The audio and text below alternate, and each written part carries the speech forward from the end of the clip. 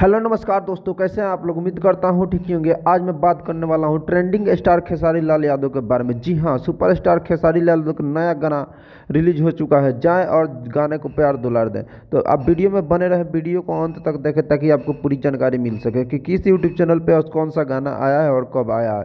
तो इसके पहले आप खेसारी लाल यादव के फैन से और मेरे चैनल पर नए हैं तो चैनल को सब्सक्राइब करके वीडियो को लाइक कर दें और बेल आइकन को भी दबा दें ताकि जब भी नया भोजपुरी का कोई अपडेट आए, मैं वीडियो डालूं तो आप तक नोटिफिकेशन पहुंच सके और आपको जानकारी मिल सके। तो आइए मैं बता दूं कि खेसारी लाल का गाना कौन सा रिलीज हुआ है।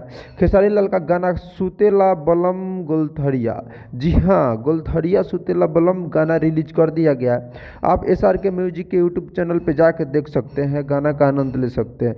आज यह गाना रिलीज किया गया है। जाएं और गाने को प्यार दो। यह गाना डोली सजा कर रखना मूवी से लिया गया है। गाने को रिलीज आज ही किया गया है। आज ही जाएं SRK म्यूजिक के ऑफिशियल यूट्यूब चैनल पे और जाके अपना प्यार दुलार दिखाएं।